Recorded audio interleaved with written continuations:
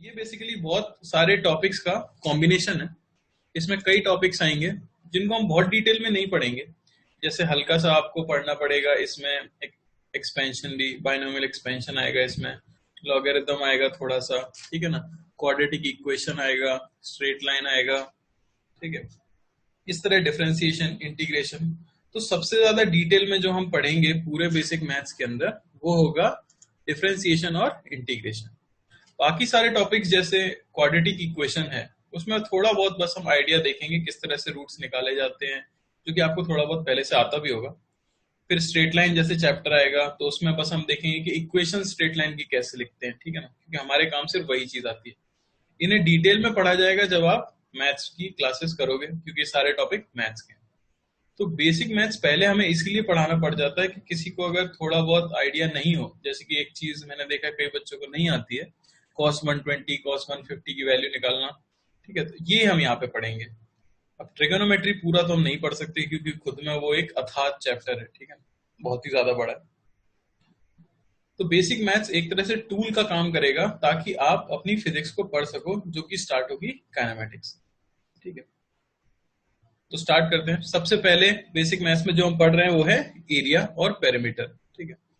तो मुझे नहीं लगता यहाँ किसी को भी डाउट होने वाला है, पर श्योर होने के लिए मैंने क्या किया है, लिख दिया है बस। तो बहुत ही जल्दी से मैं इसे कवर कर देता हूँ। जैसे स्क्वायर के लिए, ठीक है, सबको पता ही होगा, रेक्टेंगल, सर्कल, इन सभी का आपको एरिया और पेरीमीटर पता होता है। सर्कल के लिए पेरीमीटर को सर्कमफ्रेंस बोल सकते हो। ट्रेपेजियम के लिए फॉर्मूला याद रखना है, कई जगह फॉर्मूला यूज होता है, ठीक है ना, हमें एरिया वगैरह निकालना पड़ेगा काइनेमेटिक्स में। तो ट्रेपेजियम का एरिया हो जाता है half into sum of parallel sides into separation between them. Similarly cylinder के लिए भी आपको वॉल्यूम पता होता है, कर्व्ड सरफेस एरिया हो जाता है 2 पाई आर एच। स्फीयर के लिए भी 4 pi r square surface area हो जाता है, वॉल्यूम हो जाता है 4 by 3 pi r cube. Cube के लिए भी हमें पता है 6 साइड्स होती हैं, ठीक है ना, 4 एजेस होती हैं, 8 कॉर्नर्स होते हैं, ये आपको पता होना चाहिए। और एरिया जो हो जाता है सरफेस एरिया 6 स्क्वायर, वॉल्यूम हो जाता है ए क्यूब। अब क्यूब का एक फेस डायगोनल होता है, फेस डायगोनल यानी फेस पे आप डायगोनल अगर क्रिएट करते हो तो उसकी लेंथ हो जाती है a√2, जो कि सिंपल पाइथागोरस थ्योरम से आ जाता है। और एक होता है बॉडी डायगोनल, ठीक है। अब कई लोगों को शायद नहीं पता होता बॉडी डायगोनल, लेकिन बॉडी डायगोनल हो जाता है बेसिकली एकदम एक्सट्रीम वाले पॉइंट्स को जब आप कनेक्ट करो। तो मैं हल्का सा डायग्राम बना के दिखा देता हूँ, अगर किसी को आइडिया नहीं था बॉडी डायगोनल किसे कहते हैं, ठीक है ना। तो इस तरह से मान लो क्यूब है और मैं पॉइंट्स को नाम दे देता हूँ 1 2 3 4 5 6 7 8।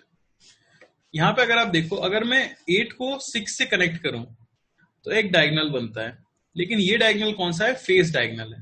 ये किस फेस का डायगोनल है, तो ये 5 6 7 8 जो फेस आपने बनाया है उसका डायगोनल है। लेकिन अगर आप 1 को कनेक्ट कर दो 7 से, ठीक है ना, एकदम एक्सट्रीम वाली सिचुएशन, ये सबसे पीछे वाला पॉइंट हो गया आपका और ये सबसे आगे वाला पॉइंट हो गया। तो आप 1 को कनेक्ट कर दो 7 से या आप 2 को कनेक्ट कर दो 8 से, तो इसे हम बोलते हैं बॉडी डायगोनल, ठीक है ना। जैसे आप अगर अपने रूम में देखना चाहो तो आप किसी भी रूफ का जो कॉर्नर है, रूफ पे जो 4 कॉर्नर्स होंगे आपके रूम में, तो किसी भी एक कॉर्नर को उसके डायगोनली ऑपोजिट, पूरे रूम को कट करते हुए ऑपोजिट वाले पॉइंट पे कनेक्ट करोगे तो वो जो डायगोनल बनता है उसे बॉडी डायगोनल बोला जाता है, यानी कि ये वाला डायगोनल। और इसकी लेंथ हमें याद रखनी है कितनी है, a√3। सिंपल कैलकुलेशन से ये भी हमें मिल जाता है, कुछ खास बात नहीं है, ठीक है ना। ये क्या हो जाएगा, सिंपली ये लेंथ a√2 आपको मिल ही चुकी है फेस डायगोनल की, ये लेंथ a है और ये टोटल आपको मिल जाता है a√3 अगर आप पाइथागोरस थ्योरम लगा दोगे तो यहां तक मुझे नहीं लगता कोई दिक्कत है। सिमिलरली क्यूबॉइड होता है, राइट सर्कुलर कोन, कोन आपको याद होना चाहिए जिसकी वॉल्यूम हो जाती है 1/3 पाई आर स्क्वायर एच, एक सिलेंडर की वॉल्यूम का 1/3, ठीक है, कुछ नया नहीं है यहाँ तक। अब जो नई चीज आती है जो कि कम बच्चों को पता होती है यहाँ पे, वो है इलिप्स, ठीक है। तो ये हमारे लिए बहुत इंपॉर्टेंट है। क्यों इंपॉर्टेंट है इलिप्स हमारे लिए, मैथ्स में तो पूरा एक चैप्टर है कोनिक सेक्शन के अंदर इलिप्स, पर हमारे लिए क्यों इंपॉर्टेंट है, क्योंकि एक चैप्टर आता है हमारे सिलेबस में जिसे बोलते हैं ज्योमेट्री, ग्रेविटेशन। ग्रेविटेशन में हम पढ़ते हैं कि किस तरह से प्लैनेट सन के चारों तरफ घूम रहे होते हैं। तो although most of the calculations करते समय हम मानते हैं कि प्लैनेट सन के अराउंड सर्कुलर ऑर्बिट्स में घूम रहे हैं, लेकिन केपलर के लॉ से और बाकी कई सारे लॉज से भी हमें ये पता है कि प्लैनेट जो हैं वो सन के अराउंड इलिप्टिकल ऑर्बिट में घूम रहे होते हैं। यानी कि प्लैनेट्स का जो पाथ है सन के अराउंड वो कैसा होता है, इलिप्टिकल होता है, वो एक इलिप्स में घूम रहे होते हैं, ना कि सर्कल में। समझ आ रही बात? तो इलिप्स की कुछ कुछ चीजें वहां पे हमारे लिए काफी काम आती हैं। उसके लिए जो हमें पता होना चाहिए सिर्फ उतना मैं यहाँ पे पढ़ाने वाला हूँ। तो जनरल स्ट्रक्चर जो इलिप्स का आपको इस तरह से दिखता है, ओवल शेप, ठीक है ना। इक्वेशन जो होती है जनरल इलिप्स की वो हो जाती है x square by a square plus y square by b square is equal to 1। अभी मैं समझाऊंगा कि ए और बी क्या होता है। तो अगर आप देखो तो यहाँ पे दो एक्सिस हैं जो कि म्यूचुअली परपेंडिकुलर है, तो उन्हें नाम दिया जाता है मेजर एक्सिस और माइनर एक्सिस। नाम से क्लियर है, जो एक्सिस लंबी वाली है यानी जिस साइड पे इलिप्स की लेंथ ज्यादा है, आप देख सकते हो, तो उसे तो हम नाम देते हैं मेजर एक्सिस, और जहां पे इलिप्स कम फैला हुआ है वहां पे हम उसे नाम देते हैं माइनर एक्सिस। ठीक है। अब मेजर एक्सिस की लेंथ को जनरली 2a से रिप्रेजेंट किया जाता है, ठीक है ना। तो जो आधी लेंथ होगी वो क्या हो जाएगी, a, और a को हम बोलते हैं semi major axis. Simple English है, कुछ खास बात नहीं है, सेमी मतलब आधा। सिमिलरली इस एक्सिस के आधे को हम b से रिप्रेजेंट कर देंगे, क्योंकि टोटल को रिप्रेजेंट किया जाता है 2b से, तो आधे को आप b से रिप्रेजेंट कर दोगे और उसे बोला जाता है सेमी माइनर एक्सिस। ठीक है ना। तो अगर कोई इलिप्स है जिसका सेंटर 0,0 पर है और उसकी सेमी मेजर एक्सिस की लेंथ a है, सेमी माइनर एक्सिस की लेंथ b है, तो फिर उसकी इक्वेशन हो जाती है x square by a square plus y square by b square is equal to 1। समझ आ रहा है?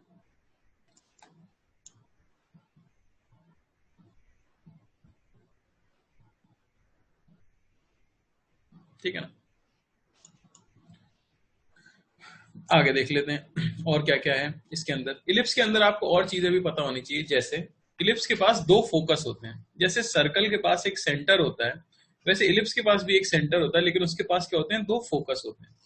तो इसकी एक्सिस जहां पर मीट कर रही है उसे तो आप सेंटर बोल देते हो इलिप्स का, तो ये तो हो गया आपका सेंटर। लेकिन और पॉइंट्स होते हैं जिन्हें हम बोलते हैं फोकस, तो इसे मैं बोल देता हूं एफ, और ये भी हो गया एफ। क्योंकि फोकस दोनों तरफ है, F1 और F2 से उसे रिप्रेजेंट किया जाता है। ठीक है ना। यहां से यहां की डिस्टेंस हम पहले ही देख चुके हैं, यह है semi major axis. Semi major axis यानी कि ये दूरी है A और ये दूरी है B। आपको याद क्या रखना है कि इलिप्स के फोकस की दूरी जो उसके सेंटर से होती है वो कितनी होती है, वो होती है A इंटू ई। ठीक है। अब E क्या है, तो E को बोला जाता है एसेंट्रिसिटी। तो मैं ऐसा लग रहा हो कि कई सारी भारी भारी टर्म्स में तुम्हारे ऊपर फेंक रहा हूँ, ठीक है, वो मैं इसलिए बोल रहा हूँ अभी क्योंकि इस बेसिक मैथ्स को पढ़ने के लिए ये इलिप्स आना पूरी तरह से जरूरी नहीं है। आपको नहीं भी कुछ आता होगा तो भी बेसिक मैथ्स तो पढ़ ही लेंगे, और जब ग्रेविटेशन आएगा तब ये सारी कहानी मैं आपको वापस से बताऊंगा, क्योंकि मुझे उम्मीद है मोस्ट ऑफ लोग भूल ही जाते हैं जब तक ग्रेविटेशन आता है। पर फिर भी मैं बस बता रहा हूँ, तो आप सुनने की कोशिश करो कि इलिप्स की इक्वेशन हमें ये मिल चुकी है, ठीक है ना। एक्स और वाई में एक रिलेशन आ चुकी है। आधी लेंथ को सेमी मेजर एक्सिस बोला जा रहा है, छोटी वाली आधी लेंथ को सेमी माइनर एक्सिस बोला जा रहा है, और ई एक टर्म है जिसे बोला गया एसेंट्रिसिटी। एसेंट्रिसिटी जो होती है ना, वो किसी भी कर्व की आपको बताती है कि उस कर्व का शेप कैसा होगा, उसका नेचर कैसा होगा। ई को रिप्रेजेंट किया जाता है under root of 1 minus b square by a square. समझ आ रही बात? तो ये फोकस की डिस्टेंस सेंटर से होती है ए ई, और ये डिस्टेंस भी होगी ऑब्वियसली ए। आपको बस ये याद रखना है। एसेंट्रिसिटी सर्कल के लिए क्या हो जाएगी, नियरली जीरो। क्यों भाई? क्योंकि सर्कल में तो ना मेजर एक्सिस होती है ना माइनर एक्सिस होती है। सर्कल के लिए तो ये रेडियस होती है और ये भी रेडियस ही होती है, तो ए बराबर बी हो गया। तो एसेंट्रिसिटी क्या हो जाती है, जीरो। अब वो एग्जैक्ट जीरो नहीं होती है, वो नियरली जीरो होती है, और इस डिटेल में मैं नहीं जाऊंगा क्योंकि ये बहुत ही लेंथी चीज है, आपको मैथ्स वाले सर ही बहुत अच्छी तरह से समझाएंगे, ठीक है। What are x and y, कोई पूछ रहा है। बेटा एक्स एंड वाई तो कोऑर्डिनेट्स हैं, सिंपल कोऑर्डिनेट्स हैं। हम किसी भी कर्व की इक्वेशन कैसे लिखते हैं, आपने थोड़ा बहुत तो पढ़ा होगा कि y is a function of x। y कोई फंक्शन है x का, यानी आप x में वैल्यू पुट करते जाओ या y की वैल्यू मिलती जाएगी, तो हम प्लॉट कर सकते हो ना उसे एक्स वाई एक्सिस पे। तो इलिप्स की इक्वेशन ये होती है। आप x को 1 रखो, उसके करस्पॉन्डिंग आपको कुछ y मिलेगा, आप प्लॉट कर दो। फिर आप x को 2 रखो, उसके करस्पॉन्डिंग y मिलेगा, उसको प्लॉट कर दो। ऐसे प्लॉट करके ये पूरा शेप हमने बनाया है, जिसे नाम दिया है एलिप्स। ठीक है ना। तो ई का फॉर्मूला है, काम नहीं आने वाला, अभी मैंने बस बता दिया है। ठीक है। अभी जो आपको याद रखना है वो बस ये रखना है कि इलिप्स का एरिया क्या होता है, क्योंकि मैं आपको एरिया बता रहा था। तो सर्कल, स्क्वायर, रेक्टेंगल, इन सभी का एरिया तो हमें अच्छे से पता ही था पहले से। एक नया एरिया मुझे जो लगता है नहीं पता होता है बच्चों को जब वो आते हैं 11th में, वो है इलिप्स का एरिया। तो इलिप्स का एरिया होता है पाई ए बी। आपको सिर्फ इतना याद रखना है इस चैप्टर को समझने के लिए। इलिप्स का एरिया क्या होता है? पाई ए बी। ये एरिया कैसे आता है? तो जब तक बेसिक मैथ्स खत्म होगा आप ये एरिया खुद से निकाल के बता पाओगे, ये मुझे उम्मीद है। अगर आप सीख गए एक बार डिफरेंशिएशन इंटीग्रेशन, तो आप इलिप्स का एरिया आसानी से डिराइव कर पाओगे, और वो आता है पाई ए बी। ठीक है ना। जहां ए क्या है आपका? Semi major axis. बी क्या है आपका? Semi minor axis. देख लो, सर्कल के लिए क्या हो जाता है? सर्कल के लिए ए बराबर हो जाता है बी, और उसे नाम दे दूं अगर मैं आर, तो देखो सर्कल का एरिया बन गया कि नहीं? Pi r square. ठीक है ना। कोई बोल रहे हैं here we take x as a and y as b। नहीं बेटा, x a y b नहीं है। ये इक्वेशन लिखने का तरीका है। किसी भी कर्व को आप रिप्रेजेंट ऐसे करते हो। a और b कांस्टेंट्स हैं। a एंड b क्या है? कांस्टेंट्स हैं। ज्यादा कंफ्यूज मत हो, मैं तो यहाँ पे एरिया बता रहा था, मैं बह गया भावनाओं में, तुम मत बहो। ठीक है ना। तुम बस ये याद रखो कि आपको स्क्वायर का एरिया आता है क्या? हाँ। सर्कल का एरिया आता है क्या? हाँ। मेरे जैसे आदमी ने एक नया एरिया और बोल दिया है, वो बस आपको रट लेना है जैसे आप आज तक रटते आए हो। वो है इलिप्स का एरिया। इलिप्स का एरिया होगा पाई ए बी। बस आपको याद क्या रखना है? ए होगा आपका सेमी मेजर एक्सिस, बी होगा आपका सेमी माइनर एक्सिस।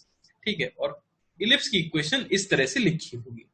जब भी इस तरह से लिखी हुई है तो एक्स स्क्वायर के नीचे जो लिखा है वो होगा ए स्क्वायर, वाई स्क्वायर के नीचे जो लिखा होगा वो होगा बी स्क्वायर। ठीक है ना।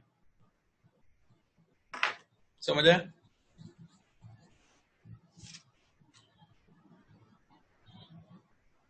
हाँ, कोई पूछ रहा है पाई ए बी कैसे आया, तो पाई ए बी बेटा इंटीग्रेशन पढ़ने के बाद में बता पाऊंगा पाई ए बी कैसे आया। ठीक है। अभी बस आपको सिर्फ इतना ध्यान रखना है जो मैंने बोला, एरिया। अल्टीमेटली देखो, मैंने वो बादल भी किसके ऊपर बनाया है कि एरिया ऑफ इलिप्स क्या है? पाई ए बी है। ये सब तो ऐसे ही ज्ञान देने के लिए लिख दिया है।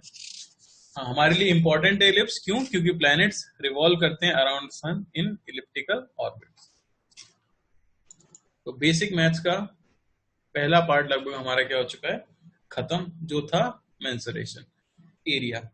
मुझे नहीं लगता था इसमें और ज्यादा टाइम देने की जरूरत है, टाइम वैसे ही इंपॉर्टेंट है हमारे लिए। तो एक क्वेश्चन है, बड़ा ही सिंपल सा, स्क्रीन पे आपको दिख रहा होगा। एक सॉलिड मेटालिक क्यूब है जिसे मेल्ट करके एक स्फीयर बनाया गया है, जिसकी रेडियस r है, क्यूब की साइड a नॉट है। तो r बताना है a नॉट के टर्म्स में।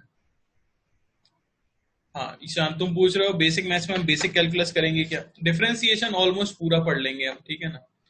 इंटीग्रेशन ये है कि हम सिर्फ एक तरह का इंटीग्रेशन पढ़ते हैं। इंटीग्रेशन तीन तरीके से होता है: integration by substitution, integration by parts, और इंटीग्रेशन बाय पार्शियल फ्रैक्शन।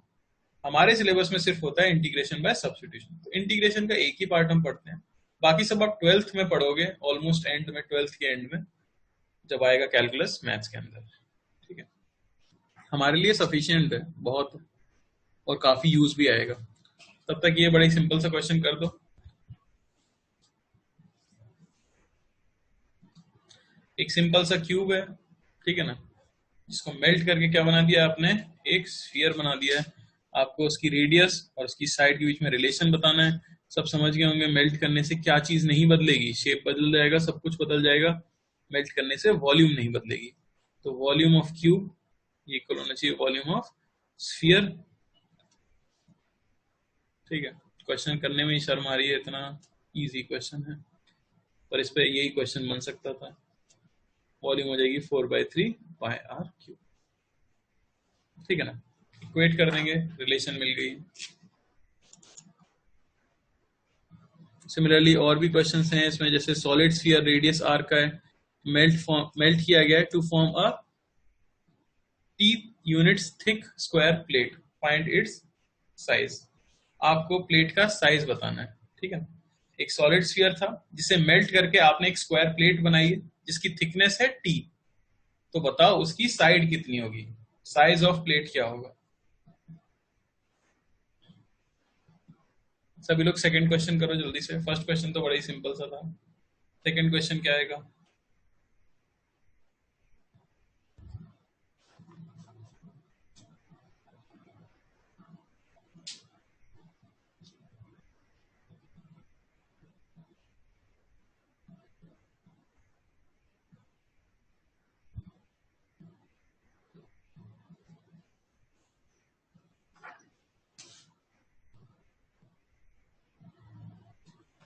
सभी लोग सेकंड वाला, इसमें हमें क्या करना है, नहीं साइज वॉल्यूम नहीं है, साइज आपको स्क्वायर प्लेट का साइज मतलब साइड की लेंथ पूछी जा रही है, ठीक है ना, साइड की लेंथ पूछी है, जो स्क्वायर प्लेट आप फॉर्म करोगे उसकी साइड की लेंथ कितनी होगी, ठीक है। तो यहां भी वही चीज है, मेल्ट करने से वॉल्यूम आपको इक्वल करनी है। एक तो स्फीयर है आर रेडियस का, उससे आपने बनाई है एक प्लेट, स्क्वायर प्लेट जिसकी साइड में मान लेता हूं एल है, बस उस प्लेट की आपको क्या दी गई है, प्लेट की आपको दी गई है थिकनेस, देखिए एक थिक प्लेट है, कुछ इस तरह से होगी, एल साइड मान लेते हैं, और थिकनेस हमें दी गई है टी। तो इक्वेट कर दूंगा मैं वॉल्यूम को, क्यूब की वॉल्यूम सॉरी स्फीयर की वॉल्यूम 4/3 पाई आर क्यूब, ये इक्वल हो जाना चाहिए स्क्वायर प्लेट का एरिया और इनटू थिकनेस टी। ये चीज हमारे फिजिक्स में काफी यूज होती है, आपको याद भी रखना है, किसी भी चीज की वॉल्यूम जो होती है वो हो जाता है एरिया इंटू थिकनेस, और एरिया जो होता है वो हो जाता है लेंथ इंटू थिकनेस। अभी लग रहा होगा कि बड़ी ऑब्वियस सी बात मैं बोल रहा हूँ, लेकिन जब हम इंटीग्रेशन पढ़ेंगे तब ये चीज ज्यादा क्लियर होगी। खैर अभी तो मैंने स्फीयर की वॉल्यूम लिख दी और यहाँ मैंने इस प्लेट की वॉल्यूम लिख दी जो हो गया इसका सरफेस एरिया इंटू थिकनेस, ठीक है।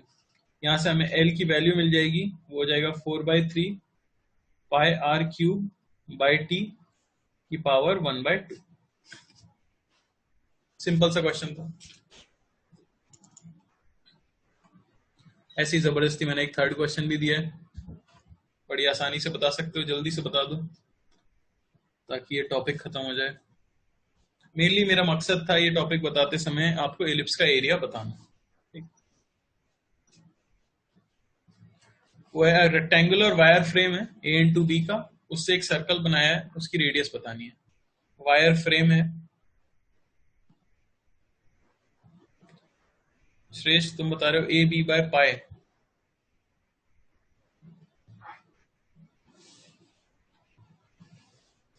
रूट ओवर, नहीं नहीं नहीं, अब यही तो गड़बड़ कर दी तुमने, सर्कल बनाया है मैंने। सर्कल और डिस्क में एक अंतर होता है, सर्कल होता है अंगूठी, बीच से खाली होती है तो मटेरियल वहां पे नहीं यूज होता, ठीक है ना, जबकि डिस्क होती है जिसमें मटेरियल भी यूज किया जाता है।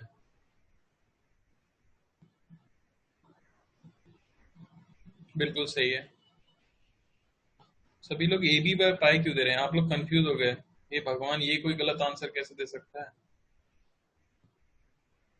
अरे सब सभी लोग एक गलती कर रहे हैं, आपको ये समझना है कि वो वायर फ्रेम है भाई, वायर का फ्रेम होने का मतलब क्या हुआ, यहाँ बीच में मटेरियल नहीं है, मटेरियल सिर्फ यहाँ पे है, उससे आप एक सर्कल बना रहे हो, तो यहाँ वॉल्यूम इक्वल नहीं करनी, लेंथ इक्वल करनी है। समझ आ रहा है बात, आपको सिर्फ क्या करनी है, लेंथ इक्वल करनी है। तो लेंथ अगर मैं इक्वल करूंगा तो देख सकते हो यहाँ पे टोटल लेंथ है 2 इंटू ए प्लस बी, और ये इक्वल होनी चाहिए इसकी सरकमफ्रेंस, यहाँ से रेडियस आपको a plus b by pi मिलेगी। कुछ लोग पाई आर स्क्वायर की इक्वल कर रहे हैं, अरे ऐसा थोड़ी है, ये पूरा मेल्ट करके ये थोड़ी बना रहे हैं हम सर्कल। समझ आ रही बात, इसमें कंफ्यूज मत हो, a plus b by pi answer आएगा। किसी को कोई डाउट? एरिया नहीं कर सकते आप, एरिया कैसे करोगे, एरिया इक्वल थोड़ी कर सकता हूं मैं, इसका एरिया और इसका एरिया इक्वल हो कोई जरूरी नहीं है, वायर फ्रेम में मटेरियल था, तुम ऐसा सोचो कि इसको खोल के आप एक सर्कल में बदल रहे हो, तो ये टोटल लेंथ ही तो सरकमफ्रेंस होगी, बीच में मटेरियल थोड़ी था हमारे पास कोई, ठीक है ना। आगे बढ़ जाते हैं, अगली चीज में हम जो पढ़ने वाले हैं वो है क्वाड्रेटिक इक्वेशन। ठीक है, कोई बीच में बोला है शायद, कोई कुछ डाउट पूछा था। लॉज ऑफ एक्सपोनेंट, बेटा मैंने कहा था सब्र बहुत बड़ी चीज है, पेशेंस होना जरूरी है। मैंने कहा है जब मैं पढ़ाऊंगा तो मैं सब पढ़ाऊंगा, लेकिन हाँ उसका ऑर्डर क्या होगा वो मैंने पहले से नोट्स में लिख रखा है, तो उसी ऑर्डर में ही पढ़ना पड़ेगा। ठीक है, तो अगली चीज है क्वाड्रेटिक इक्वेशन। देख लेते हैं क्या है। थोड़ा बहुत पढ़ा होगा आपने क्वाड्रेटिक इक्वेशन, मैं उम्मीद कर रहा हूँ। अब यहाँ पे हमें क्या पढ़ना है, यहाँ पे मेनली हमें पढ़ना है कि उसका कर्व कैसा होता है। ठीक है, तो जनरल इक्वेशन अगर मैं बोलूं क्वाड्रेटिक की,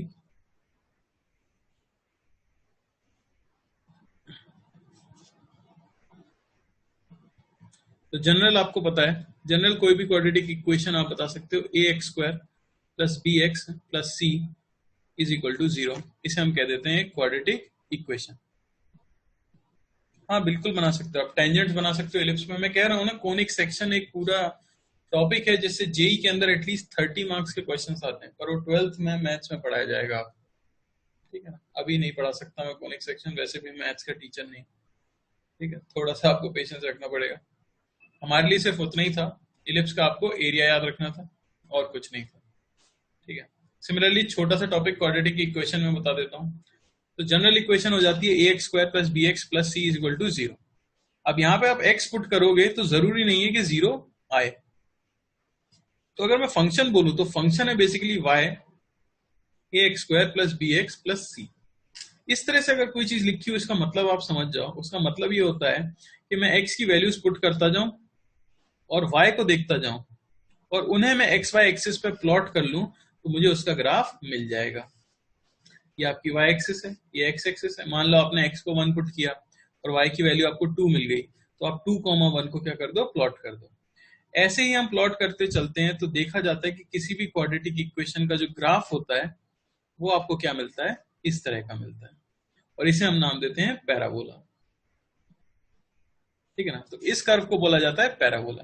तो किसी भी क्वाड्रेटिक इक्वेशन या क्वाड्रेटिक फंक्शन का जो ग्राफ बनता है वो कैसा बनता है, पैराबोला बनता है। पहली चीज तो आपको ये याद रखनी है। दूसरी चीज, फंक्शन आ चुका है y is equal to a square plus b x plus c. अलग अलग x रखने पे आपको अलग अलग y मिलते हैं। तो the values of x, the values of x for which y is equal to 0 are called roots of equation। उनको हम नाम देते हैं रूट्स। यानी x की वो वैल्यूज जिन्हें इसमें रखने पर y की वैल्यू हमें क्या मिल जाए, 0 मिल जाए, या इसमें रखने पर इक्वालिटी स्टैब्लिश हो जाए, उसे हम बोलते हैं रूट्स ऑफ द इक्वेशन। अब इस ग्राफ को देख के आपको साफ दिख रहा है x की इस वैल्यू के लिए y की वैल्यू क्या है, 0 है, और इस वैल्यू के लिए y की वैल्यू क्या है, 0 है। तो इन्हें बोल दिया जाता है रूट्स। तो किसी भी क्वाड्रेटिक इक्वेशन के कितने मैक्सिमम रूट हो सकते हैं, आप ऐसा सोचो कि अगर मैं पैराबोला ड्रॉ कर रहा हूं तो एक्स एक्सिस को कितनी जगह कट कर सकता है। तो यहां से साफ दिख रहा है कि मैक्सिमम वो कितनी जगह कट कर सकता है, 2 जगह कट कर सकता है। इसलिए किसी भी क्वाड्रेटिक इक्वेशन के 2 रूट्स होते हैं। ठीक है ना, तो a quadratic equation has 2 roots. समझ आ रही है बात। अब रूट्स कैसे कैलकुलेट किए जाएं, तो उसके लिए हमारे पास एक फॉर्मूला है। ठीक है, श्रीधराचार्य मेथड जिसे कहा जाता है। x1 कॉमा x2, ये आपको मिलता है -b प्लस माइनस √d/4a। एक बार आप प्लस ले लोगे और एक बार आप माइनस ले लोगे तो आपको x1 और x2 की वैल्यूज मिल जाएंगी। d को बोला जाता है डिस्क्रिमिनेंट। ठीक है ना, d की वैल्यू होती है b² -4ac। समझ आ रही बात। डिस्क्रिमिनेंट की वैल्यू हो जाती है b²/4ac। हाँ सॉरी 2 है, b² -4ac। समझ आ रहा है, d की वैल्यू आ गई है b² -4ac। अब ये d ही डिटरमाइन करेगा कि आपके जो रूट्स हैं वो किस नेचर के हैं। समझ आ रही बात। तो अगर हम कह दें कि if d is greater than 0, आप सोच के देखो कि यहाँ पे d जो है वो पॉजिटिव क्वांटिटी है, तो आपके पास 2 रूट्स आ जाएंगे। एक तो आपको वैल्यू मिल जाएगी -b plus √d by 2a और एक मिल जाएगी minus b minus root d by 2a। तो अगर किसी भी फंक्शन का, किसी भी क्वाड्रेटिक फंक्शन का डिस्क्रिमिनेंट ग्रेटर देन 0 होता है तो हम कहते हैं कि हमें 2 डिस्टिंक्ट रियल रूट्स मिलते हैं। आपको 2 अलग अलग रियल रूट्स मिलते हैं। समझ आ रहा है? सिमिलरली अगर d की वैल्यू 0 आ जाए, b स्क्वायर बराबर हो जाए 4ac के, तो फिर क्या हो जाएगा? आपको एक ही रूट मिल रहा है b बाई 2 है, तो उसे भी हम कहते हैं 2 आइडेंटिकल रूट्स मिले हैं। क्योंकि रूट्स तो हमें 2 ही मिलने चाहिए थे, पर दोनों रूट्स क्या हो गए? आइडेंटिकल रूट्स हो गए हैं। और हैं कैसे? रियल। अच्छा, इसका ग्राफ तो आपने देख लिया। ये ग्राफ हमें दिख रहा है 2 जगह कट कर रहा है एक्स एक्सिस को। इसका ग्राफ कैसा बनेगा? तो इसका ग्राफ जो बनता है वो कुछ ऐसा बनता है। ये आपका वाई एक्सिस, ये एक्स एक्सिस, और पैराबोला बस टच करके निकल जाता है। तो दोनों ही रूट्स कहाँ पे आ गए? यहीं पे आ गए। समझ आ रही है बात? ठीक है ना? और तीसरा और आखिरी अगर आपसे बोला जाए तो वो होता है d लेस देन 0। अगर आपका d लेस देन 0 आ जाता है, अगर आपका d लेस देन 0 आ गया तो आप देख सकते हो कि रूट के अंदर कैसी क्वांटिटी आ जाएगी? Negative quantity. तो उस केस में हम बोल सकते हैं कि हमें रूट्स जो मिलते हैं वो कैसे मिल जाते हैं? इमेजिनरी मिल जाते हैं। ठीक है? हमारे काम का क्या है? ये सिर्फ हमारे काम क्या आता है? ये आता है। ठीक है ना? हाँ, कॉम्प्लेक्स नंबर के में आप इसे रिप्रेजेंट कर सकते हो, वो सब है। और उस सब की हमें जरूरत नहीं है, हम तो फिजिक्स पढ़ रहे हैं। जब मैंने पढ़ाई की थी तब मैंने पढ़ा था ये, और अब मुझे उतना अच्छे से आता भी नहीं एक्सप्लेन करना, तो अब हम इमेजिनरी में तो जाएंगे नहीं। ठीक है ना? आपको बस क्या याद रखना है? क्वाड्रेटिक इक्वेशन के लिए जो पॉइंट्स हाईलाइट कर देता हूं मैं, सिर्फ वो याद रखने हैं। पहली चीज, किसी भी क्वाड्रेटिक फंक्शन के लिए जो ग्राफ बनेगा वो कैसा बनेगा? भाई पैराबोला बनेगा। पहली चीज तो क्लियर हो गई, ग्राफ बनेगा पैराबोला। किसी भी क्वाड्रेटिक इक्वेशन के कितने रूट्स आ सकते हैं? तो 2 रूट्स आते हैं। ठीक है ना? वो डिस्टिंक्ट हो सकते हैं depending on d is greater than 0, identical हो सकते हैं d इज इक्वल टू 0, और रेयर केस में अगर ऐसा कुछ हो जाता है कि d लेस देन 0 है तो फिर रूट्स कैसे हो जाते हैं? इमेजिनरी रूट्स हो जाते हैं। ग्राफ कैसा बन जाएगा उसका? सिंपल सा है, कहीं भी कट ना करे एक्स एक्सिस को, ये बन गया। तो ये इसके लिए ग्राफ हो जाएगा। समझ आ रहा है ना? अब बात आती है कि क्या पैराबोला का ग्राफ उल्टा हो सकता है? कोई पूछ रहा है। बिल्कुल हो सकता है बेटा, वो डिपेंड कर जाता है किसके ऊपर? आपके ए के ऊपर। हालांकि इतनी डिटेल में मुझे जाना नहीं चाहिए क्योंकि पूरा चैप्टर है, आपको मैथ्स में पढ़ाया जाएगा। मैं फिर से बोल रहा हूँ, ए अगर आपका ग्रेटर देन 0 है तो फिर तो पैराबोला ओपन होता है ऊपर की तरफ, और अगर ये लेस देन 0 है तो पैराबोला ओपन होता है नीचे की। ठीक है ना? ए लेस देन 0 हुआ तो फिर वो उल्टा हो जाएगा। ये चीजें मैंने लिख दी हैं पीडीएफ में। अब मेन जो हमें याद रखने हैं ना, वो ये याद रखना है कि जनरल इक्वेशन ऑफ पैराबोला कैसे होगी। अब होगा क्या ना, आप जब सॉल्व करोगे तो आपका आंसर कुछ ऐसे आएगा। कभी भी ऐसा होता है कि वाई एक्सिस पे जो प्लॉट किया जाए वो प्रोपोर्शनल आ जाए एक्स स्क्वायर के, या एक्स एक्सिस पे जो आप प्लॉट कर रहे हो वो प्रोपोर्शनल आ जाए वाई स्क्वायर के, तो आपको याद रखना है कि उनका ग्राफ कैसा होगा? पैराबोला होगा। या मैं ऐसी ट्रिक याद रखता हूँ सिंपली, कोई भी फंक्शन दिया हो अजीब सा आपको, अगर उसमें एक फंक्शन जैसे दिया हो y बराबर ax³ plus bx plus c, क्या ये पैराबोला होगा? नहीं। पैराबोला होने के लिए आपका जो वेरिएबल है उसकी मैक्सिमम पावर क्या होनी चाहिए? 2 होनी चाहिए। जो मैक्सिमम पावर होनी चाहिए वो होनी चाहिए 2। समझ आ रहा है? आपको ये याद रखना है सिर्फ और सिर्फ कि जब भी इस तरह की रिलेशन हो तो एक फंक्शन, 2 वेरिएबल है ना हमारे पास y और x, एक वेरिएबल की पावर तो मैक्सिमम 1 होनी चाहिए और दूसरे वाले की मैक्सिमम क्या होनी चाहिए? 2 होनी चाहिए। तभी वो फंक्शन क्या हो सकता है?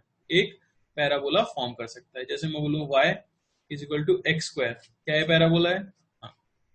मैं बोलूँ y is equal to x square plus 2, क्या ये पैराबोला है? हाँ।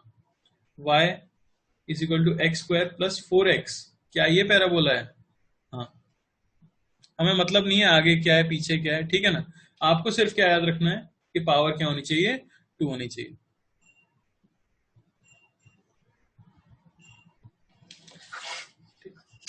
अब हम देख लेते हैं कि कब वो हॉरिजॉन्टल बनेगा और कब वो वर्टिकल बनेगा। तो वो भी बड़ा सिंपल सा, कुछ खास बात नहीं है उसमें। जैसे आप देख सकते हो एक कर्व होता है y proportional to x square का, y प्रोपोर्शनल हो एक्स स्क्वायर के। तो इसका मतलब सोच के देखो, अगर आप x को +3 रखो तो 9 आएगा, अगर आप -3 रखो तो भी +9 आएगा। समझ आ रहा है ना, क्योंकि x का क्या है, स्क्वायर है। तो ये ग्राफ कैसा बनना चाहिए, ऐसा। y हमेशा ही क्या रहे, पॉजिटिव रहे, भले आप x को 3 रखो या आप x को -3 रखो, तो उसे हम इस तरह से शो कर देते हैं। Similarly x proportional to y square दिया हो कहीं पे, तो आप सोच के देखो, y को मैं +2 रखूं तब भी x 4 आएगा, मैं -2 रखूं तब भी x क्या आएगा, 4 आएगा। तो उसका ग्राफ कैसा बन जाएगा, उसका ग्राफ कुछ ऐसा बन जाता है। समझ आ रहा है, इस तरह का कुछ। हम बहुत आगे बढ़ गए हैं, बेसिक मैथ्स में इतना पढ़ने की आपको जरूरत ही नहीं है। याद बस आपको क्या रखना था कि क्वाड्रेटिक इक्वेशन किसे बोला जाता है, जब एक वेरिएबल की मैक्सिमम पावर क्या हो, 2 हो। कितने रूट्स होते हैं, 2 रूट्स होते हैं। रूट्स निकालने का फॉर्मूला आपको याद रखना है, और चौथी चीज आपको ये याद रखनी है क्या, कि ग्राफ पैराबोलिक कब फॉर्म होगा, ठीक है ना। ऊपर basically y proportional to x square कब होगा और x proportional to y square कब होगा, ठीक है ना। जनरल आपको बस ये याद रखना है कि किस समय पे कैसा पैराबोला फॉर्म हो जाता है। ये आपको पीडीएफ में दिख रहा होगा, ये सब मैंने लिखा हुआ है, इसमें इतना डिटेल में लिखने की भी जरूरत नहीं है। ये तीनों के मैंने ग्राफ बना दिए हैं, आपको दिख रहा होगा इसमें। हाँ, कोई पूछ रहा है x equal to 3 is this a parabola, तो पावर 2 नहीं है बेटा, तो पैराबोला नहीं हो सकता, पावर 2 होना जरूरी है, ठीक है ना।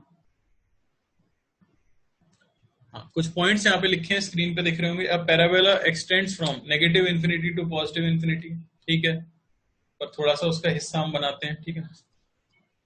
जब a पॉजिटिव होगा तो वो अपराइट होगा, और a नेगेटिव होगा तो वो इन्वर्टेड हो जाएगा, ये भी मैंने लिखा हुआ है इसमें, ठीक है।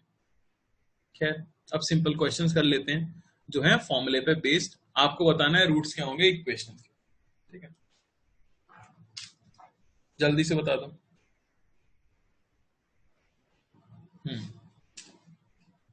तो ऐसा मत सोचना कि मैं इतनी आसान चीजें क्यों पढ़ा रहा हूँ, वो मैं इसलिए पढ़ा रहा हूँ क्योंकि ऐसा बोला जाता है हम लोगों से कि जब भी कोई नया बैच आए तो आप तो यही सोच के पढ़ाओ कि नहीं आता है किसी को, ठीक है। हालांकि ये टॉपिक्स मुश्किल भी हो जाएंगे जब आप 12th में पढ़ोगे या 11th पढ़ोगे, मैथ्स में काफी डिटेल में है, पर हमें उतना जाने की जरूरत नहीं है, हमारा खुद का टॉपिक ही काफी बड़ा है। हाँ भाई, तो सबने सीखा होगा वो बीच में, बीच में ब्रेक करके रूट्स निकालना, ठीक है ना। मैं फटाफट लिख देता हूँ बस फॉर्मूले में पुट करके। पहले वाले के लिए y दिया हुआ है मुझे एक्स स्क्वायर -5x + 6, तो रूट्स जो मिल जाएंगे x बराबर -b ±√b² -4ac by 2a, ठीक है ना। ये मिल गया 5 ±√1/2। अगर आप +1 ले लेते हो तो ये क्या हो जाएगा, 5 + 1 यानी कि 6/2 यानी कि 3, और अगर आप -1 ले लेते हो तो क्या हो जाएगा, 2।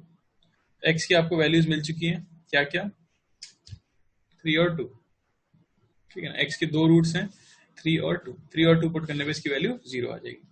सिमिलरली बी पार्ट अगर हम करें तो एक्स की वैल्यू हमें क्या मिल जाएगी, -1 ±√b² -4 1 × 12/2a, ठीक है ना। ये मिल जाएगा 1 ±√49/2,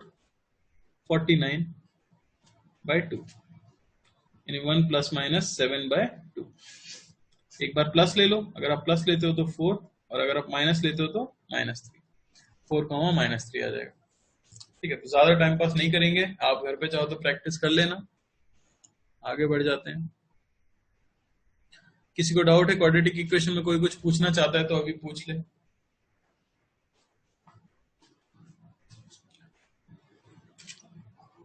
कोई कुछ पूछना चाहता है?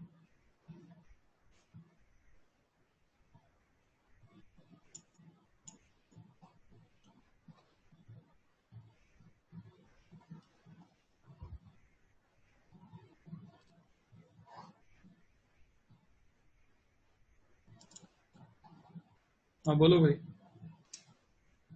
सर मैं कह रहा था जो पिछला वाला भी फर्स्ट क्वेश्चन जो मैं था सर, कौन सर सा उसमें फर्स्ट क्वेश्चन कौन सा फर्स्ट क्वेश्चन? यही तो ये है एक फर्स्ट क्वेश्चन। एक्स स्क्वायर, हाँ एक्स स्क्वायर माइनस 5x वाला। हाँ हाँ।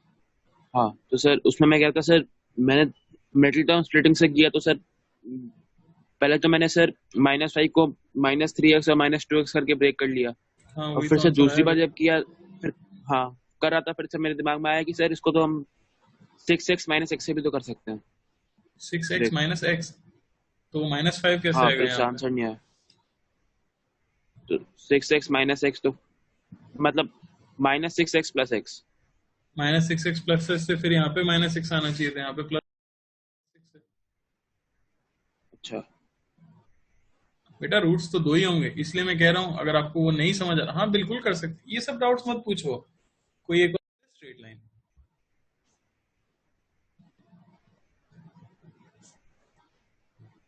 हम्म। तो बात आती है स्ट्रेट लाइन बोला किसे जाता है, ठीक है? तो ऐसे पॉइंट्स को ज्वाइन करके, जो पॉइंट्स कोलिनियर हो, उन पॉइंट्स को ज्वाइन करके जो कर्व हमें मिल रहा है एक तरह से, उसे हम क्या बोल देते हैं? स्ट्रेट लाइन बोल देते हैं, ठीक है ना? ये कोनिक है एक तरह का। कोनिक बोला जाता है किसी भी कर्व को, parabola, hyperbola, ellipse, circle, straight line, ये सभी किसका पार्ट होते हैं? कोनिक का पार्ट होते हैं। इन सभी को एक साथ हम कोनिक बोलते हैं, ठीक है ना? तो स्ट्रेट लाइन फॉर्म होती है जो -∞ से +∞ तक क्या करती है? एक्सटेंड करती है, ठीक है? किसी भी आप मान सकते हो, मगर मुझे एक्स वाई एक्सिस दी हुई है, एक्स एक्सिस, वाई एक्सिस। यहाँ पे एक्स एक्सिस खुद एक स्ट्रेट लाइन है, वाई एक्सिस खुद एक स्ट्रेट लाइन है, लेकिन हम अगर कोई जनरल लेना चाहें तो उसे मैं इस तरह से रिप्रेजेंट कर सकता हूं। अब स्ट्रेट लाइन की जनरल इक्वेशन जो होती है, जैसे हमने अभी इलिप्स की देखी थी, वैसे अगर स्ट्रेट लाइन की जनरल इक्वेशन बोली जाए, तो पहली चीज तो मैं बार बार बोल रहा हूँ जनरल इक्वेशन, अगर किसी को डाउट हो रहा है कि किसको बोला जाता है जनरल इक्वेशन, तो उसका मतलब ये होता है कि इस कर्व पे जो एक्स कोऑर्डिनेट है, कोई भी एक रैंडम पॉइंट उठा लो, जो एक्स कोऑर्डिनेट है और वाई कोऑर्डिनेट है, उनके बीच की रिलेशन को रिप्रेजेंट करने के तरीके को हम कहते हैं उसकी जनरल इक्वेशन, ठीक है ना? यानी इस पे लाई करने वाले सारे पॉइंट्स की एक इक्वेशन को हम बोलेंगे जनरल इक्वेशन। तो स्ट्रेट लाइन की जनरल इक्वेशन होती है y is equal to mx plus c, ठीक है ना भाई? जहां y हो गया आपका y कोऑर्डिनेट, x हो गया आपका x कोऑर्डिनेट, m को बोला जाता है slope, slope of line. Slope का मतलब हम सभी को पता है, स्लोप क्या होता है? ढलान, ठीक है ना? ढलान। कोई जगह ज्यादा स्लोपी होती है, कहीं पे स्लोप कम होता है, ठीक है? हम देखेंगे कैसे पता लगेगा कौन सा स्लोप ज्यादा है कौन सा स्लोप कम है। y को बोला जाता है y इंटरसेप्ट, यानी कि आपकी स्ट्रेट लाइन y एक्सिस को कहां पे कट कर रही है, वो कोऑर्डिनेट बताता है c। यहाँ पे वेरिएबल दो ही हैं, y और x। आप x पुट करते जाओगे और y आपको मिलता जाएगा। एक स्ट्रेट लाइन का स्लोप फिक्स होता है, अब यही जाएगी ऐसे +∞ तक और -∞ तक। समझ आ रही है बात? और दूसरा फॉर्म क्या होता है जनरल इक्वेशन का? तो दूसरा फॉर्म होता है ax plus by plus c is equal to 0। इस तरह से रिप्रेजेंट, यानी कि लीनियर रिलेशन। अगर आप x और y में देखो तो लीनियर रिलेशन है। पैराबोला के लिए क्या था भाई? पैराबोला के लिए हमने देखा था, अगर y की मैक्सिमम पावर 1 थी तो x की पावर क्या थी? 2। जैसे ax² plus bx plus c। यहाँ पे आप देखो कि y की जो पावर है वही पावर किसकी? x की। दोनों लीनियर में है। y को अगर मैं यहाँ पे लिखना चाहूं तो y को मैं लिख सकता हूँ -a/b into x minus c/b। तो दिख रहा है ना, लीनियर रिलेशन है एक तरह से, इसकी भी पावर 1 है और इसकी भी पावर 1 है। तो जब भी ऐसी रिलेशन आपको मिले तो आप समझ सकते हो कि उसका ग्राफ कैसा बनेगा? एक स्ट्रेट लाइन बनेगा। समझ आ रही है बात? यहां तक कोई दिक्कत नहीं होनी चाहिए। अभी तक मैंने सिर्फ बताया जनरल इक्वेशन क्या होती है, निकालते कैसे हैं वो हम देख सकते हैं, ठीक है ना? स्लोप क्या रिप्रेजेंट करता है? स्लोप रिप्रेजेंट करता है रेट ऑफ चेंज, कितनी ढलान है किसी की भी। अगर मैं आपसे ये पूछूं कि मान लो दो लाइन दी गई है, एक लाइन है 1 ये, और एक लाइन है ये, किसका स्लोप ज्यादा है? बिना ये समझे कि स्लोप निकालते कैसे हैं, अगर मैं सिर्फ ये पूछूं कि स्लोप किसका ज्यादा है, तो आप क्या बोलोगे? किसकी ढलान ज्यादा है? समझ आ रहा है? 1। इस पे चल पाना, इस पर आप ज्यादा तेज फिसलोगे। अगर आपको मैं इसके ऊपर बिठा दूं तो ज्यादा तेजी से फिसलोगे। तो जिस कर्व पे आप ज्यादा तेज फिसलते हो वो आपकी बन जाती है ज्यादा स्लोप, ठीक है ना। तो जैसे इस केस में क्या हो गया, 1 का स्लोप ज्यादा है।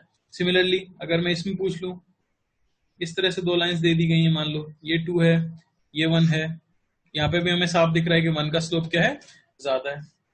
तो अगर ये लाइन हमें दी गई है कि ये आपकी एक्स एक्सिस है, ये वाई एक्सिस है, और एक स्ट्रेट लाइन इस तरह से है, जैसे y बराबर 2, सारे पॉइंट्स का y कोऑर्डिनेट 2 है, तो इसका स्लोप कितना होगा, क्या आप बता सकते हो? जो लाइन मैंने ड्रॉ की है उसका स्लोप कितना है? कोई ढलान ही नहीं है, अगर मैं आपको इसके ऊपर बिठा दूं तो आप फिसलोगे ही नहीं। क्यों फिसलोगे भाई, सीधे बैठे रहोगे।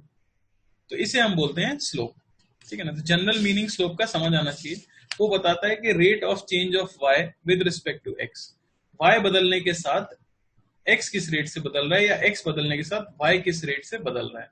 तो यहाँ तो y बदल ही नहीं रहा है, इसलिए हमने क्या बोल दिया, 0, ठीक है ना। अब स्लोप को कैलकुलेट कैसे किया जाता है, ये एक इंपॉर्टेंट पॉइंट है, ठीक है ना। मैं बोल देता हूं कैलकुलेटिंग स्लोप। तो स्लोप को डिफाइन किया गया है किसी भी स्ट्रेट लाइन के लिए, ये आपकी स्ट्रेट लाइन है और वो एक्स एक्सिस के साथ, पॉजिटिव एक्स एक्सिस के साथ एंगल अगर थीटा बनाती है, तो स्लोप, जिसे हम इक्वेशन में m से रिप्रेजेंट कर रहे हैं, किस इक्वेशन में, y is equal to mx plus c में, वो इक्वल होता है tan ऑफ थीटा। स्लोप की वैल्यू इक्वल होगी tan थीटा के, जहां थीटा है angle made by straight line with positive y axis.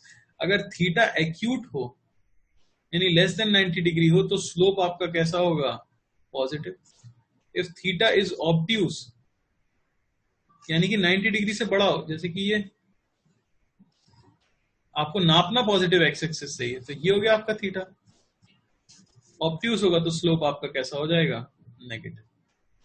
समझ आ रही बात? इस तरह से हम बताते हैं स्लोप पॉजिटिव है या नेगेटिव है। और स्लोप निकालेंगे कैसे हम, tan थीटा निकाल के।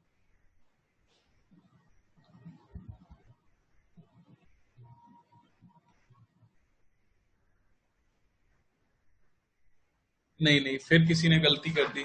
अभी जस्ट तो मैंने बताया, उसके बाद आप ही कैसे पूछ सकते हो। कोई बोल रहा है कि अगर कोई लाइन एक्स एक्सिस के पैरेलल हो तो फिर एंगल 90 डिग्री है, तो tan 90 तो नॉट डिफाइंड है। अरे इसका स्लोप अभी जस्ट तो मैंने आपको बताया था 0 है। क्यों है 0? क्योंकि इसका एंगल एक्स एक्सिस से 90 डिग्री थोड़ी है। कितना है, दो पैरेलल लाइंस के बीच का एंगल कितना होता है, 0 डिग्री। दो पैरेलल लाइंस के बीच का एंगल 90 डिग्री थोड़ी होता है भाई। दो पैरेलल लाइंस के बीच का एंगल तो 0 डिग्री होता है। तो इस लाइन के साथ ये लाइन कितना एंगल बना रही है, 0 डिग्री। और tan 0 डिग्री क्या होता है भाई, 0। इसलिए इस लाइन का स्लोप क्या है, 0, ठीक है ना। पैरेलल टू y अनडिफाइंड होगा, बहुत अच्छा डाउट है। अगर ऐसी लाइन हो जाए तो x y, हाँ ये बना रही है 90 डिग्री, तो फिर tan 90 क्या होता है, नॉट डिफाइंड, या फिर हम उसे कैसे क्या बोल देते हैं, इन्फिनिटी। तो इसका इनफाइनाइट स्लोप है। आप सोचो इसके ऊपर बिठा दें तो फिसलोगे क्या, फिसलोगे थोड़ी, गिरोगे बुरी तरीके से, सीधे गिरने लग जाएंगे, क्योंकि इसका कोई स्लोप नहीं है, ये तो वर्टिकली हो गया सीधे सीधे। समझ आ रहा है? तो हमें क्या याद रखना है कि स्ट्रेट लाइन का स्लोप क्या होता है, tan of angle made by the straight line with positive x axis. अगर थीटा लेस देन 90 डिग्री हो तो स्लोप पॉजिटिव, थीटा 90 से 180 के बीच में हो या ऑब्ट्यूज हो तो फिर नेगेटिव, ठीक है। यही मैंने यहाँ पे लिखा भी हुआ है। अब बात आ जाती है इक्वेशन लिखें कैसे, जो हमें सीखना था। इक्वेशन कैसे लिखी जाए, तो किसी भी स्ट्रेट लाइन को लिखने के लिए बताओ कितने मिनिमम पॉइंट्स चाहिए होंगे, बोलो। सीधी सी बात है, एक पॉइंट तो नहीं सफिशिएंट है, क्योंकि इस पॉइंट से पार करने वाली तो इनफाइनाइट लाइंस हो सकती हैं, ऐसी ऐसी ऐसी ऐसी। लेकिन अगर मैं ये भी फिक्स कर दूं कि इन दोनों से पार करने वाली, तो दोनों को ज्वाइन करते ही आपने बेसिकली लाइन क्या कर दी, फिक्स कर दी। इसके कोऑर्डिनेट्स अगर x1 और y1 है, इसके कोऑर्डिनेट्स अगर x2 और y2 हैं, तो इन दोनों कोऑर्डिनेट से पार करने वाली जो लाइन होगी, उसकी इक्वेशन जनरल जो होगी वो होगी y minus y1 is equal to y2 minus y1 upon x2 minus x1 into x minus x1। यहाँ पे x और y जो लिखे गए हैं ये आपके वेरिएबल्स हैं, जबकि x1 y1 x2 y2 ये क्या है, फिक्स पॉइंट्स हैं, ठीक है ना। तो ये याद रखना है हमें कि अगर हमें दो पॉइंट्स दिए गए हैं और पूछा गया है कि उन दोनों पॉइंट्स को क्रॉस करने वाली जो इकलौती स्ट्रेट लाइन होगी इसकी इक्वेशन क्या है, तो आप ये फॉर्मूला यूज कर सकते हो। आप किसी को भी x1 y1 मान सकते हो, ठीक है ना, क्योंकि भगवान तो बता के जाएंगे नहीं, जैसे कहीं पे दिया होगा 2 3 और दिया होगा 7 8, तो अब कोई बोले कि मैं इसको x1 लूंगा, ठीक है भाई, तो इसको x2 ले लेना। कोई बोले मैं इसको x1 लूंगा, तो इसको x2 ले लेना, ठीक है ना। तो इक्वेशन सिंपली बस यही हमें मिल जाएगी। कोई अगर जानना चाहे कि कहाँ से आई है, जैसे कि कोई बच्चा पूछ भी रहा है, तो बहुत ज्यादा डिटेल में जाए बिना मैं सिर्फ ये बताना चाहूंगा कि ऐसा सोच के देखो कि ये आपकी स्ट्रेट लाइन है, ठीक है ना, समझ रहे हो, और दो पॉइंट्स ये आपको दिए हुए थे। अब ये जो एंगल होगा यही तो tan थीटा स्लोप होता है आपका। तो अगर इन दोनों पॉइंट्स पे मैं एक्सटेंड करूं इस तरह से, तो ये एक ट्रायंगल फॉर्म हुआ, दिख रहा है। तो ये एंगल और ये एंगल क्या होंगे, इक्वल होंगे कि नहीं होंगे, ऑब्वियसली इक्वल होंगे। अब इसका कोऑर्डिनेट y1 है, y कोऑर्डिनेट, और इसका y2 है, तो ये दूरी क्या हुई, y2 माइनस y1, ठीक है ना। और सिमिलरली इसका x कोऑर्डिनेट x1 है और इसका x कोऑर्डिनेट x2 है, तो ये दूरी कितनी हुई, ये दूरी हो गई आपकी x2 माइनस x1, और ये एंगल था थीटा। तो देखो tan थीटा इस ट्रायंगल से क्या लिख सकते हो, y2 minus y1 upon x2 minus x1। समझ आ रही बात। तो ये हमने इस तरह से स्लोप निकाल लिया था उस लाइन का। हाँ, जनरल इक्वेशन चाहिए तो y इंटरसेप्ट चाहिए था आपको। एक बार आपको थीटा मिल गया तो y इंटरसेप्ट निकालना कोई बड़ी बात नहीं है, ठीक है ना। बेसिकली मैंने बस क्या किया, ये डिस्टेंस निकाल लिया है tan थीटा से इस ट्रायंगल को कंसीडर करके, ठीक है। तो जब आएगा समय तो मैथ्स वाले सर बता भी देंगे अच्छे से, अभी हम क्यों जाए, हम तो बस एक थोड़ा सा जनरल आइडिया ले रहे हैं। तो ये हो गया आपका स्लोप और ये हो गई आपकी इक्वेशन, याद रखनी है आपको, ठीक है ना। चलो सवालों पे आते हैं, बहुत देर से मैं बोल रहा हूँ, मेरा मुंह भी दर्द करने लगा। दो पॉइंट्स दिए हुए हैं, बताओ क्या होगी स्ट्रेट लाइन की इक्वेशन।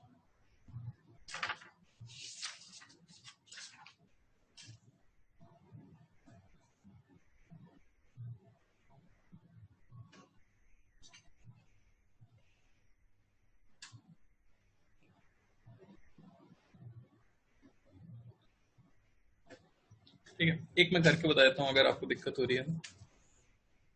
सभी लोग देख लो, जिनको लग रहा है वो कर सकते हैं वो कर लो, जिनको लग रहा है वो नहीं कर सकते एक बार देख लो प्लीज। ए पार्ट में दो कोऑर्डिनेट्स दिए थे मुझे 2,3 और 0,0। इसे मान लिया मैंने x1 y1 और इसे मान लिया मैंने x2 y2। फॉर्मूला लगा देते हैं, y माइनस y1 बराबर y2 minus y1 upon x2 minus x1 into x minus x1 से y माइनस 3, ये हमें कितना मिल गया, ये मिल गया हमें 3/2x और माइनस 3। y की वैल्यू आपको कितनी मिल गई, 1.5x प्लस 6। ये हो गई आपकी स्ट्रेट लाइन की इक्वेशन।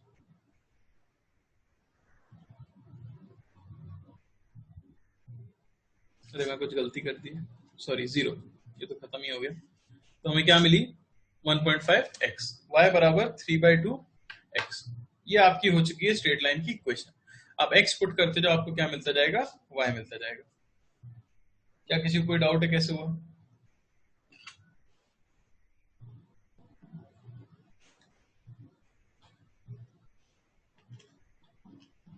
अब कोई बोल रहा है बिना इक्वेशन की हो सकता था, कैसे बेटा?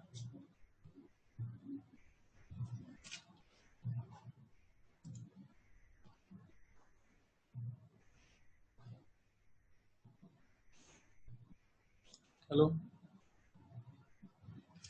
हेलो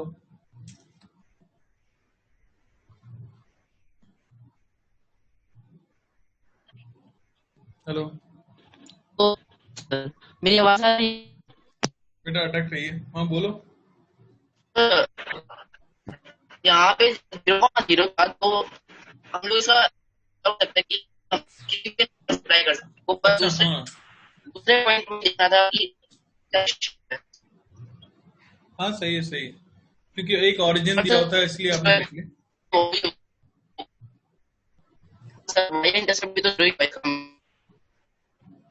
बेटा आवाज नहीं आ रही है बिल्कुल। बेसिकली आवाज नहीं आ पा रही है, ठीक है ना?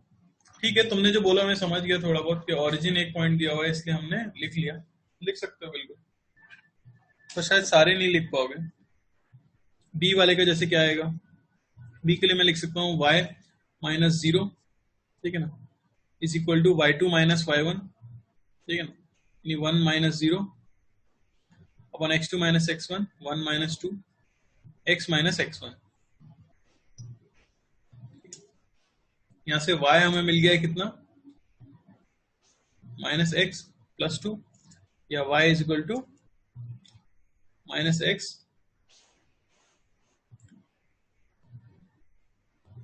प्लस 2। ये मिल गई आपको दूसरी इक्वेशन। तो आपको 2 पॉइंट्स दिए हो तो आप स्ट्रेट लाइन की इक्वेशन बड़ी आसानी से लिख सकते हो। यहाँ पे मैंने काफी सारे क्वेश्चन दिए हैं, सभी लोग एक और कर लो जरा, सी पार्ट का आंसर और बता दो।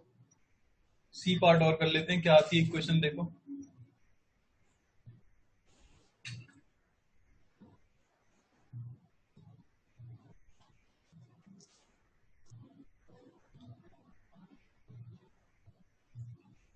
हाँ मैं समझ गया था ईशान, तुम जो बोल रहे थे उतना मुझे समझ आ गया था कि हाँ y इंटरसेप्ट 0 हो जाएगा क्योंकि आपको दिया ही हुआ है।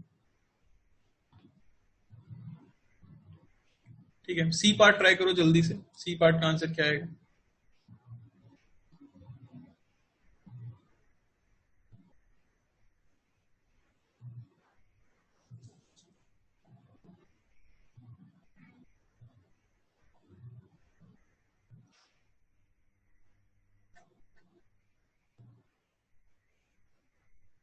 सबका अलग अलग आ रहा है सी पार्ट, चिंता का विषय है।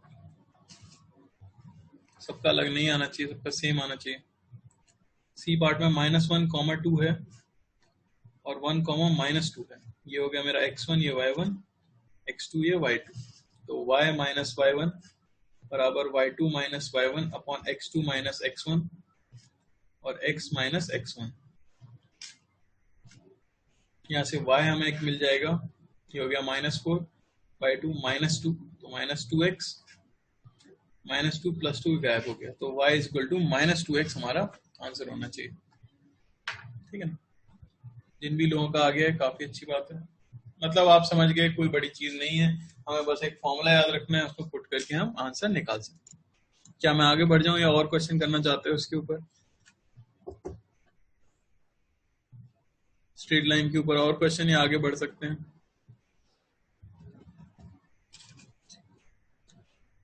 ठीक है, एक बच्चा बोला है और क्वेश्चन तो कर लेते हैं, बाकी सारे लोग बोले हैं आगे बढ़ जाओ। ठीक है, तो जिस भी बच्चे को लग रहा है आप प्लीज ट्राई कर लेना, आपको नहीं होता तो मुझसे व्हाट्सएप पे पूछ लेना, हालांकि सॉल्यूशंस मैं भेजूंगे। काफी सिंपल सा है इसलिए आगे बढ़ लेते हैं। हाँ, अगला क्वेश्चन है, लो प्रैक्टिस तो हो ही जाएगी। अगला क्वेश्चन है, right the equation of line passing through 3,4 and having a slope 4। Try करो, ट्राई करो सभी लोग, ये होमवर्क है, सभी लोग ट्राई कर लेना जो छोड़ रहा हूं मैं क्वेश्चंस।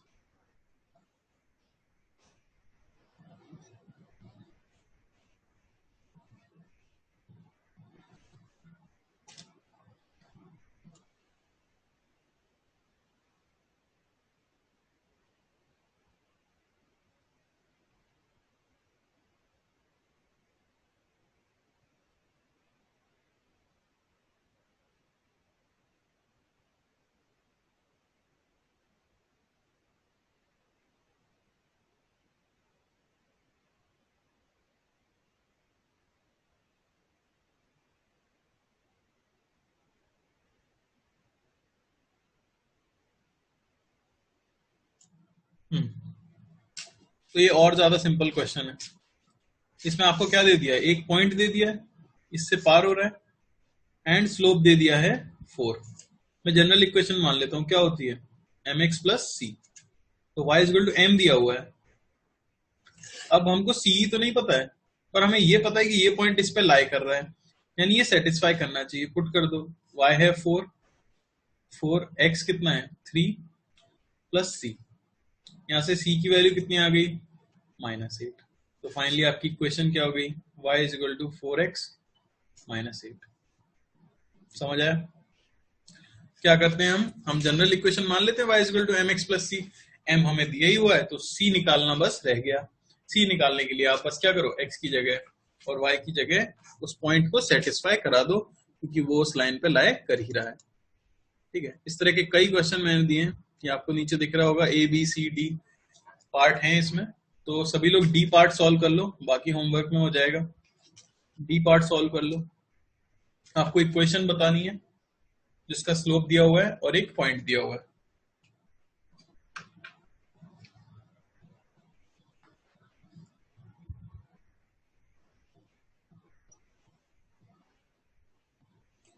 डी पार्ट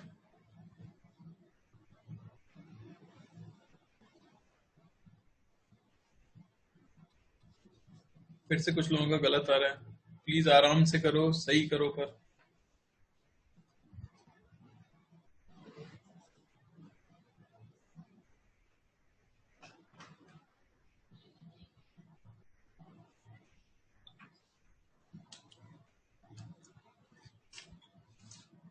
ठीक है, देख लेते हैं। y is equal to m x plus c. हमें क्या दिया हुआ है, y m दिया है आपको -5 प्लस सी। पॉइंट सेटिस्फाई कर रहा है 3, -2। रख देता हूँ y की जगह -2 इज इक्वल टू -5, x की जगह 3 प्लस सी। यहां से मुझे c मिल जाएगा, कितना हो जाएगा वो आपका 13।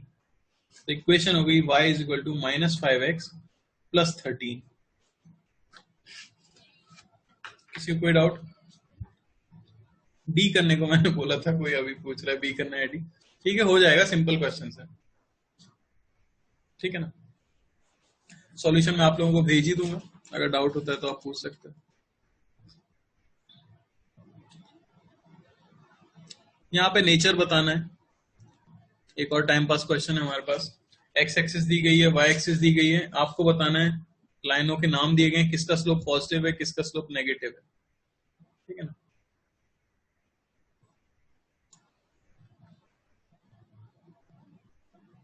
बेसिक मैथ्स मुझे नहीं लगता इन चैप्टर्स के लिए आपको किसी और बुक से प्रैक्टिस करने की जरूरत पड़ेगी। मैंने मोर देन इनफ क्वेश्चंस दे दिए हैं, इतने का यूज है। हाँ, डिफरेंशिएशन इंटीग्रेशन के लिए हम देखेंगे, पर हम वहां तक पहुंचे उसके लिए एक लेक्चर ये आज का लग जाएगा, आज का और शायद नेक्स्ट भी।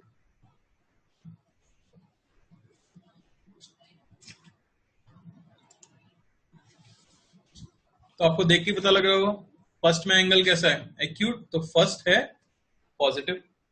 2 का क्या है, 0। 3 का क्या है, नेगेटिव। 4 का क्या हो जाएगा, अनडिफाइंड। 5 का क्या हो जाएगा, पॉजिटिव। 6 का क्या हो जाएगा, नेगेटिव। ठीक है ना, मेरे हिसाब से सबका आ गया। बेटा चिंता मत करो, कैलकुलस पे पहुंचने तो दो। अपने मॉड्यूल में नहीं है शायद, पता नहीं, अभी मॉड्यूल मिला नहीं है उसका कैलकुलस का।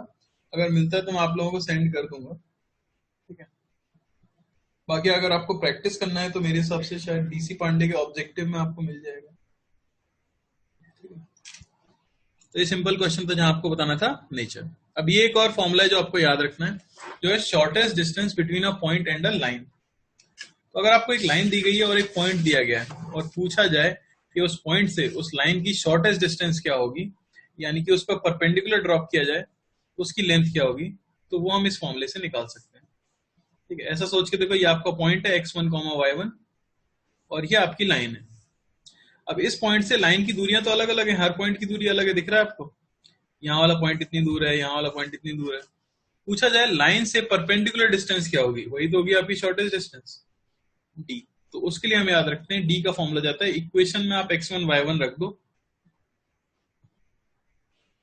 Upon under root of a square plus b square, जहां इस इक्वेशन की लाइन, इस लाइन की जो इक्वेशन थी वो हमारे पास क्या थी, आप लिख सकते हो ax plus by plus c is equal to 0।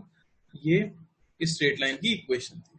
अगर ये हमें इक्वेशन दी हुई थी तो इस तरह से पॉइंट को सेटिस्फाई करके इस फॉर्मूले को यूज करके हम परपेंडिकुलर डिस्टेंस कैलकुलेट कर सकते हैं।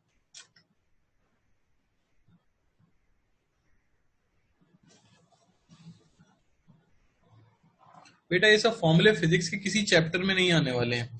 यूज किस चैप्टर में होगा अगर आप ये पूछ रहे हो, तो यूज ये होगा हमारे पास रिलेटिव मोशन में यूज होगा, ठीक है ना, प्रोजेक्टाइल मोशन में यूज होगा, फिर रोटेशन में एंगुलर मोमेंटम निकालने के लिए किसी पॉइंट के अबाउट उसमें यूज होगा, ठीक है ना।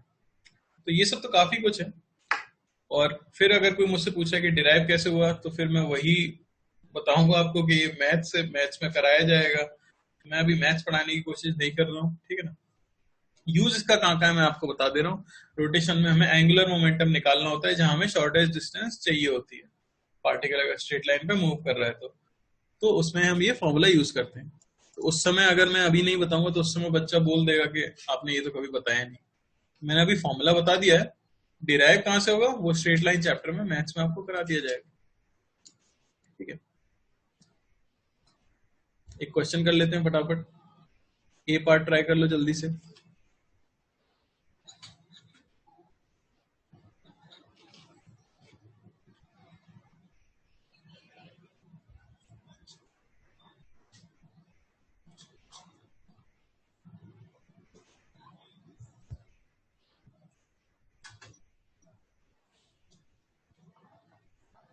आप ऐसा मत सोचो कि मैं इसको तेज तेज पढ़ा रहा हूँ, ये चीजें वो हैं जो कि उतनी ज्यादा इंपॉर्टेंट नहीं है। मेन बेसिक मैथ्स पे भी इंपॉर्टेंट होता है।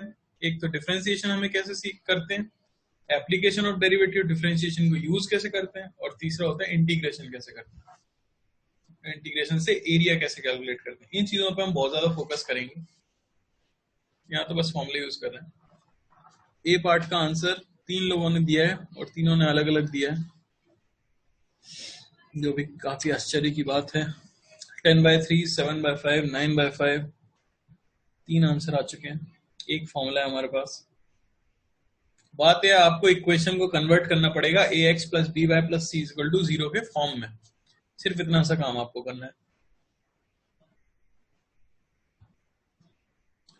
आज डिफरेंशिएशन स्टार्ट नहीं हो पाएगा,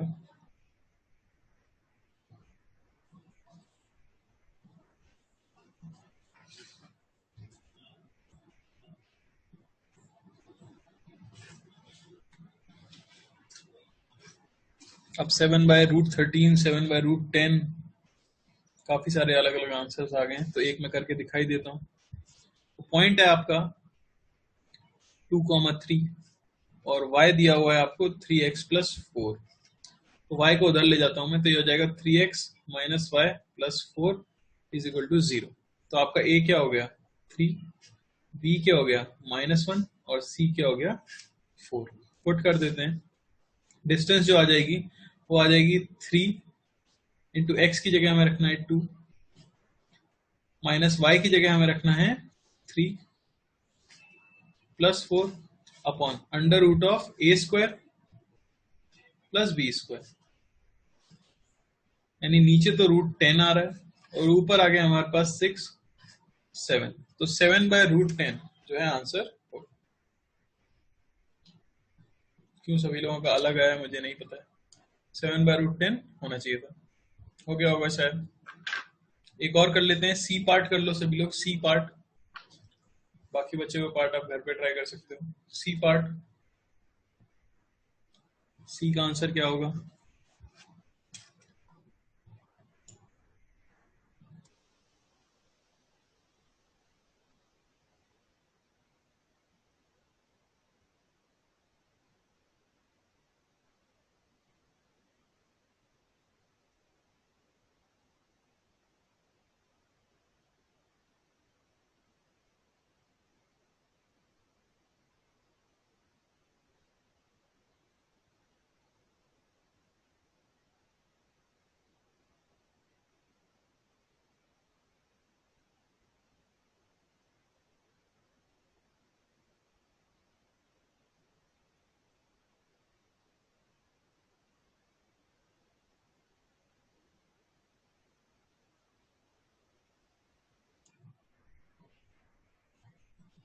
एक अच्छा पॉइंट हाईलाइट हुआ है जो मैं बताना भूल गया था। सभी लोग माइनस में आंसर दे रहे हैं, तो माइनस नहीं में आंसर देना है आपको। यहाँ मॉड लगा लो फॉर्मूले में, ठीक है।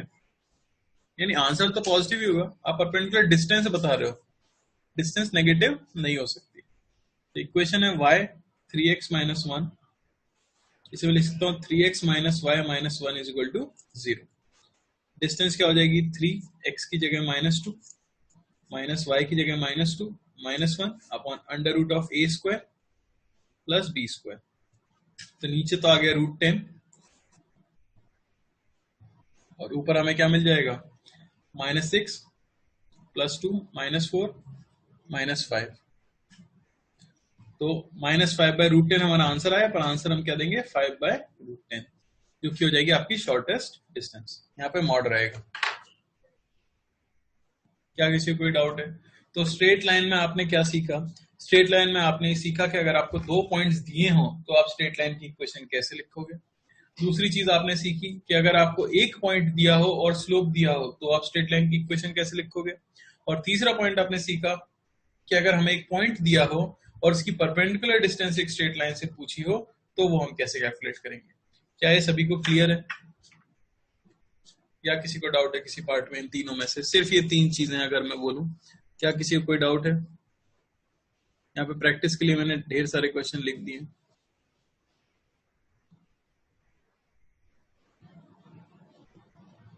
बोलो, क्या किसी को कोई डाउट है?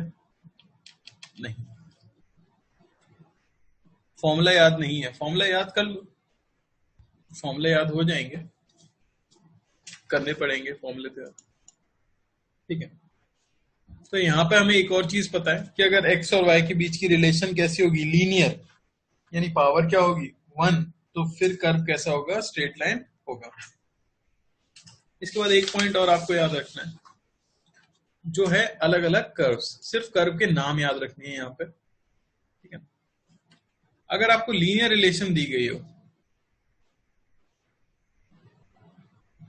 ठीक है, अगर आपको लीनियर रिलेशन दी गई हो x और y के बीच में, तो आपको याद रखना है कि कर्व कैसा होता है, स्ट्रेट लाइन होता है। मैं यहाँ पे लिख देता हूं जो मैंने यहाँ पे चीज लिखी है, रिलेशन, और यहाँ पे आ जाता है आपका कर्व।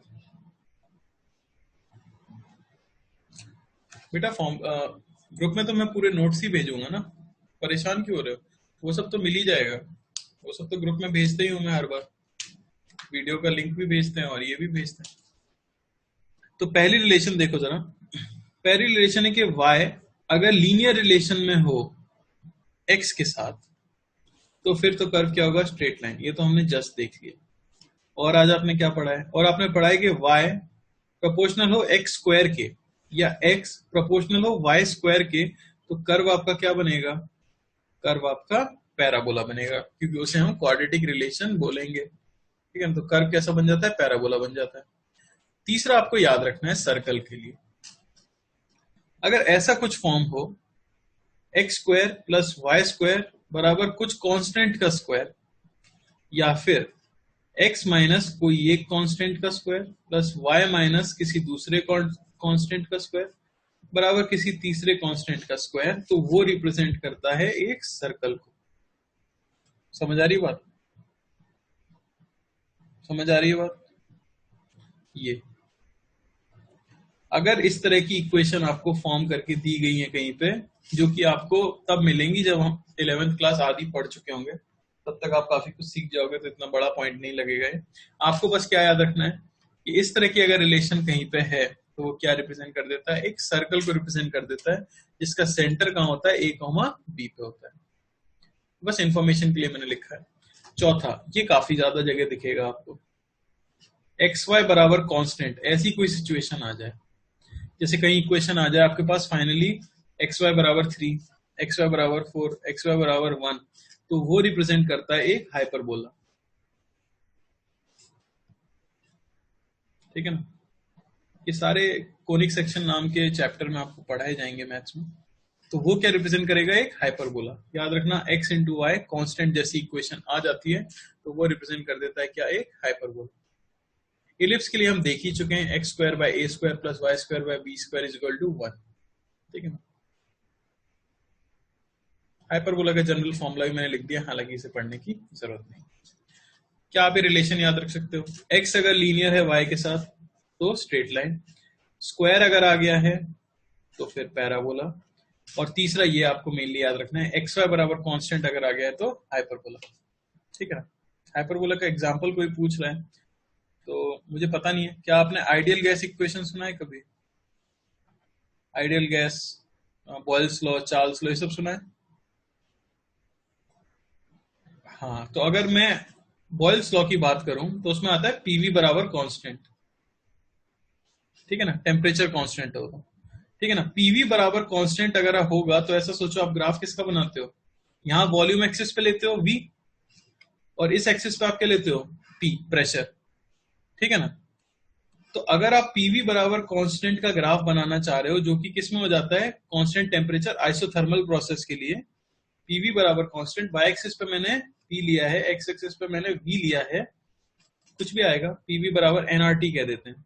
एन कांस्टेंट है मोल्स, आर तो यूनिवर्सल गैस कांस्टेंट है ही, और टी आपका टेम्परेचर भी कांस्टेंट, तो ये पूरी चीज कांस्टेंट हो गई कि नहीं हो गई? अब देखो ये क्या लिखा हुआ है, वाई एक्सिस की चीज मल्टीप्लाइड बाय एक्स एक्सिस की चीज is equal to constant, basically x y is equal to constant. तो इसका ग्राफ आपने ऐसे ही बनाया होगा, ठीक है ना, यही बनाया होगा आपने, और इसी को बोलते हैं हाइपरबोला।